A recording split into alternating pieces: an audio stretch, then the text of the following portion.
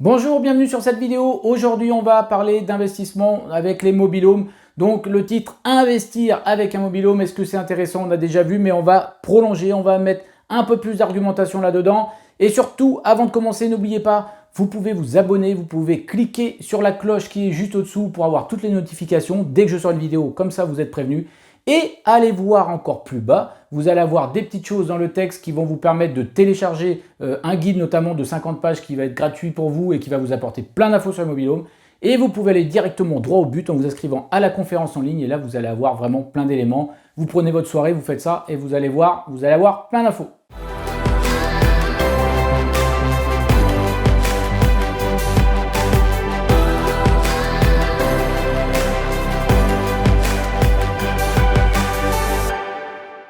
Pour commencer, je vous rappelle en introduction que acheter un mobil-home, ça peut se faire pour différentes raisons, que ce soit pour le plaisir, pour rembourser ses frais et y aller quand on veut, ou tout simplement pour essayer de gagner de l'argent. Aujourd'hui, on s'appuie sur ce troisième point, comment on peut gagner de l'argent avec un mobil-home et à quoi il faut penser.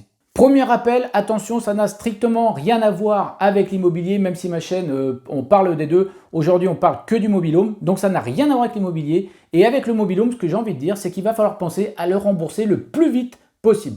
Une des premières raisons pour lesquelles il faut rembourser le plus vite possible, c'est qu'on est souvent avec des prêts à la consommation et non des prêts immobiliers. Ça coûte cher et surtout, ça se rembourse sur 7 ans, sur 7-10 ans. Donc l'intérêt, ça va être de rembourser ce prêt rapidement pour pouvoir gagner plus d'argent ensuite. Un autre rappel, il est très important d'avoir les bonnes conditions de sous-location avec le camping pour pouvoir sous-louer et gagner de l'argent. Ça, c'est très important. Alors, la première condition, c'est d'avoir le droit de sous-louer, bien évidemment, mais ça va être aussi d'avoir des conditions un petit peu plus cachées qui vont permettre de ne pas avoir trop de frais et de garder de la rentabilité. Pour pousser un petit peu plus par rapport au camping, non seulement on va regarder les droits que l'on a dans le contrat, mais on va aussi regarder tout ce qui est structure, tout ce qui est animation. Ça, c'est très important.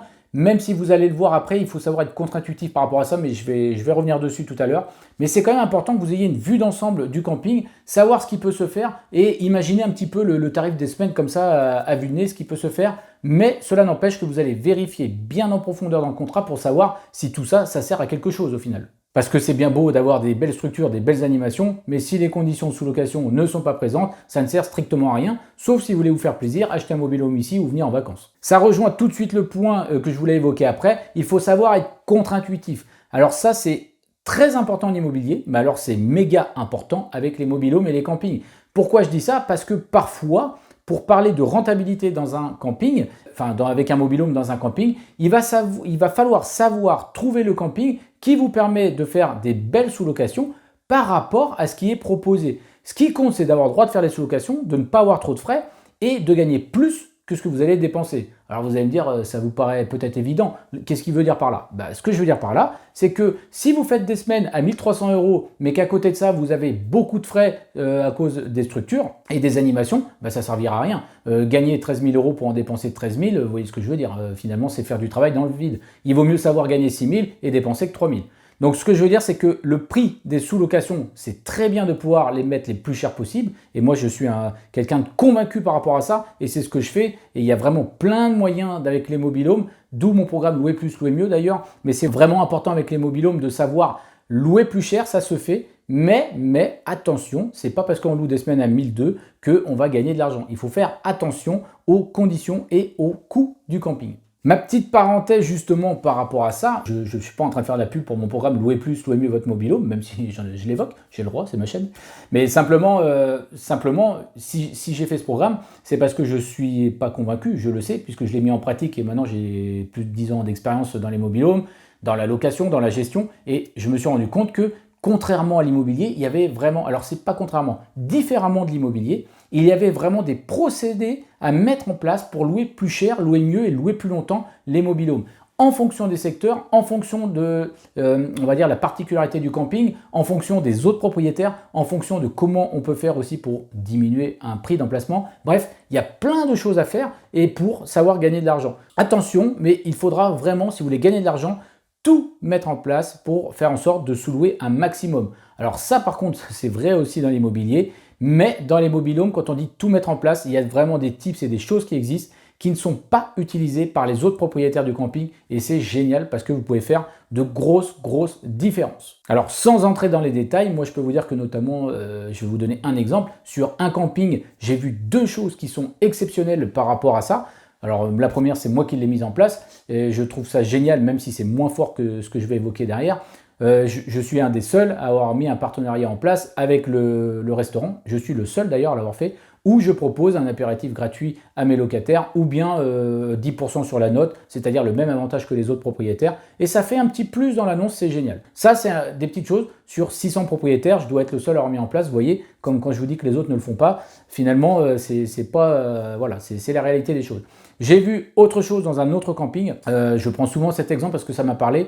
J'ai une connaissance qui a mis en place les massages à domicile dans le mobil-home et il obtient des super prix avec, pour les massages. Je crois que c'est un massage donné, un massage offert. Donc les personnes sont souvent 4 ou 6 dans le mobil-home. La boîte d'esthétique a accepté de faire ça. Elle se déplace, notamment dans les périodes les plus creuses, alors que lui remplit ses mobil-homes. La boîte augmente son chiffre d'affaires. Elle est à 2 km, donc ça ne lui coûte rien en frais. Et lui, ça lui fait vraiment un plus pour louer. Ça fait vraiment un plus au niveau des clients et c'est vraiment simplement excellent. Et vous savez pourquoi il a mis ça en place? Simplement parce qu'il a fait l'effort d'aller démarcher des commerçants pour obtenir ce genre de petits partenariats qui font une différence. Et ce qui est génial aussi, c'est qu'il en a profité pour mettre des petites cartes dans le cabinet d'esthétique qui lui rapportent quelques locations, peut-être tous les ans, tous les 2 ans, j'en sais rien. Mais peu importe, ça fonctionne et donc c'est top. Un autre point déterminant avec les mobil-homes, vous devez être convaincu que vous ne gagnerez jamais 10 000 € net par an avec un mobil-home. Et je vois beaucoup trop de gens, et c'est assez triste d'ailleurs, confondre le chiffre d'affaires et le bilan final, les bénéfices. Alors, je ne vais pas faire un cours de compta ici, mais on est bien d'accord quand même qu'il y a une grosse différence entre un chiffre d'affaires, c'est-à-dire le cumul des loyers qui sont donnés à l'année, et le bénéfice qui est le montant qu'il reste après avoir déduit tous les frais. Alors, j'en profite pour faire la petite parenthèse, s'il vous plaît, on ne confond plus les chiffres d'affaires et les bénéfices. Et même si je sous-loue mon mobil-home pour 12 000 € par an, ce qui est faisable, ça ne veut pas dire que j'ai gagné 12 000 €. Et pour aller encore plus loin dans ce côté-là, dans ce sens, avec un mobil-home, vous ne gagnerez jamais 10 000 € net par an. Je préfère vous le dire, il faut en être convaincu, sauf si vous avez peut-être eu une autorisation pour le placer dans votre jardin, auquel cas peut-être vous arrivez à le faire, mais sinon, dans un camping, c'est impossible. Et ce n'est pas du tout ce qu'il faut viser. Je reviendrai en détail dans une autre vidéo, mais avec les mobil-homes, on a une fiscalité qui peut être très adaptée. Il faut être malin et finalement, c'est assez simple à comprendre. Bien sûr que je ne peux pas rentrer dans les détails puisque je vais faire une vidéo à part complète dessus. Par contre, vraiment, je le dis, il y a une fiscalité qui est très adaptée sur 2 points, sur l'aspect fiscal et sur l'aspect TVA, qui est un autre aspect fiscal et qui permet finalement de gagner de l'argent dès qu'on choisit un certain statut fiscal. Il faut vraiment penser qu'avec un mobil-home, je vais peut-être faire la parenthèse parce que ça aussi, ça m'est posé comme question. Je rappelle que les revenus locatifs d'un mobil-home sont imposables et qu'il s'agit de les déclarer. Il y a plusieurs moyens de les déclarer, mais il y a des moyens qui sont très adaptés et qui sont justement peut-être à prendre en compte prioritairement. Ne perdez jamais de vue non plus qu'un mobil-home décote très rapidement. Vous voyez comment décote une voiture? Eh bien dites-vous qu'un mobil-home, c'est peut-être 2 fois pire. D'autant que dans la décote seront intégrées beaucoup de choses. On parle beaucoup d'Argus, de décote du mobil-home. Je préfère le dire tout de suite. Attention, ce n'est pas du tout suffisant pour tout prendre en compte. Une décote de mobil-home, ça dépend du lieu géographique et ça dépend surtout du camping dans lequel il est installé. C'est pas que dans un camping, je sais pas, il y a plus de pluie, il y a plus de trucs et il décote plus vite. Non, rien à voir. C'est que les conditions des contrats font que la décote, elle s'applique de manière indirecte et vous ne pourrez finalement jamais revendre à un prix d'un soi-disant Argus qui pour moi n'a pas de sens quand on installe un mobil-home dans un camping.